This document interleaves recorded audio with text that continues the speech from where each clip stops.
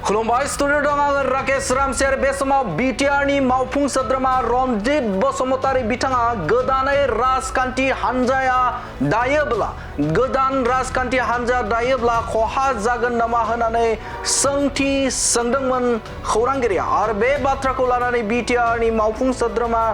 रनजित बसुमतारी बिथाङा फिननाय होदों दा बे समाव UPPL राजखान्थि हान्जाखौ खहा खालामनो नागिरग्रा सुबुङा गोबां दंसै हाग्रामा महिलारि बिथांखौ लानानै गुबुन गुबुन समाव बा गुबुन गुबुन दोलोफोराबो बे समाव UPPL राजखान्थि हान्जाखौ खहा खालामनो नाजानाया सोलिबाय थानायखौ नुनो मोनदों होननानै बाथ्रा बुंथिदों बिथां बिटिआरनि मावफुं सोद्रोमा रनजित बसुमतारी बिथाङा UPPL दोलो हिसाबै खहा खालामनो नागिरग्राया दिनै जोंनियाव जोबखायाखै हाग्रामायाबो नाजादों हाग्रामाखौ सं दाननानै गुबुन गुबुन पलिटिकेल हान्जायाबो प्रमद बर'नि दैदेननायाव UPPL दोलोखौ माबोरै गाग्लिनो हागोन बेखौ नाजागासिनो दङ आरो बिथाङा बुंथिदों जे बे समाव 35,48,000 जे बिटिआरनि रायजो राजाफोर बे रायजो राजाफोरखौ बे समाव गाग्लोबनो जुदि सानदोंबा UPPL राजखान्थिखौ नोजोर बोनानै बे समाव बर' हारिखौ गाग्लोबनो जुदि सानदोंब्ला बेखौ फैबाय थानाय समाव थामहिनबा 2025 जे बिटिसि बिसायख'थि आरो आसाम एसेम्बलि जानो गोनां आसामनि जे बिसायख'थि थामहिनबा एसेम्बलिनि बिसायख'थि बे बिसायख'थियाव फिननाय होगोन होननानै बाथ्रा बुंथिदों बिटिआरनि मावफुं सोद्रोमा रनजित बसुमतारी बिथाङा जोंनि UPPL दोलोखौ गाग्लोबनायनि मुङाव बर' हारिखौ गाग्लिनानै फोजोबस्रांनो नागिरदोंब्ला बेनि फिथाइखौ बर' हारिया 2025 मायथाइनि फैगोन सेप्तेम्बर दाननि इलेक्सन आरो काउन्सिलनि बिसायख'थि आरो 2026 मायथाइनि एसेम्बलिनि बिसायख'थियाव बर' हारि आरो बिटिआर बाखिया होनो थांगासिनो दं बिथाङा रोखा बाथ्राखौ बुंथिदों हाग्रामा महिलारिजों लानानै BPF राजखान्थि हान्जाजों समान समानै गुबुन गुबुन राजखान्थि हान्जाफोराबो प्रमद बर' दैदेननाय UPPL राजखान्थि हान्जाखौ फोजोबस्रांनो थाखाय नागिरदों नाथाय बे समाव रोखा बाथ्राखौ बुंथिदों बिटिआरनि मावफुं सोद्रोमा रनजित बसुमतारी बिथाङा बे समाव बिटिआर ओनसोलनि थामहिनबा बे समाव UPPL राजखान्थि हान्जाखौ गाग्लोबनायनि मुङाव जुदि 35,48,000 बिटिआर ओनसोलनि रायजो राजाफोरखौ जुदि बे समाव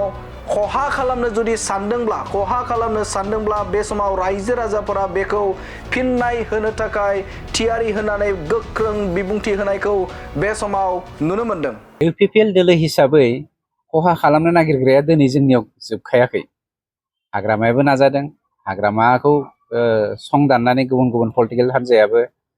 प्रमद बर'नि दैदेननायाव UPPL दोलोखौ माबोरै गाग्लिनो हागोन बेखौ नाजागासिनो दङ आं मोनसे बाथ्राखौ स्पष्ट बुंनो नागिरदों 35,84,000 बिटिसि बासिया जेरावहाय दिनै मानव गेदेर प्रमद बर' बिथांजों दङ UPPL दोलोजों दङ हाजारखि सिमां सुजुवाथों मानो बे सिमाङा मालाबाबो जाफुंनाय नङा सोरबा दोलोआ सोरबा अर्गानाइजेसना आं दिनै क्लियार नोंथांनि मिडियानि गेजेरजों बुंनो नागिरदों जे जोंनि UPPL दोलोखौ गाग्लोबनायनि मुङाव बर' हारिखौ गाग्लिनानै फोजोबस्रांनो नागिरदोंब्ला बेनि फिथाइखौ बर' हारिया 2025 मायथाइनि फैगोन सेप्तेम्बर दाननि इलेक्सन आरो काउन्सिलनि बिसायख'थि आरो 2026 मायथाइनि एसेम्बलिनि बिसायख'थियाव बर' हारि आरो बिटिआर बाखिया होनो थांगासिनो दं 2025-26 मायथाइनि गोदानै मुं थिसननायनि थाखाय गोजोनथाव खौरां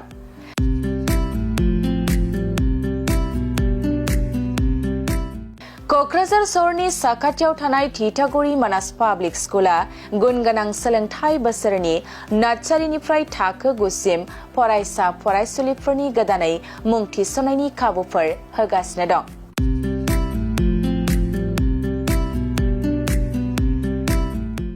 गुन गोनां सोलोंथाइ होनायजों लोगोसे थिथागुरि मानास पाब्लिक स्कुला basic computer education English speaking environment आरो मोजां सोलोंथाइ गोनां फोरोंगिरिफोर दं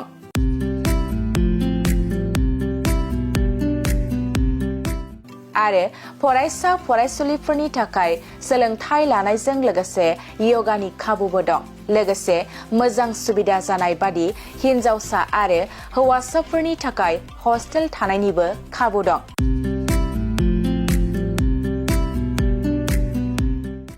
बेनिखायनो नोंथाङाबो नोंथांनि गथ'खौ गोदानै मुं थिसनोब्ला थिथागुरि मानास पाब्लिक स्कुलाव मुं थिसननो हागोन। नोंथाङा आबुङै मिथिबावनो थाखाय 6000853288 6000489621 आरो 9101008849 जानबुं नाम्बाराव खौरां लाहरनो हागोन।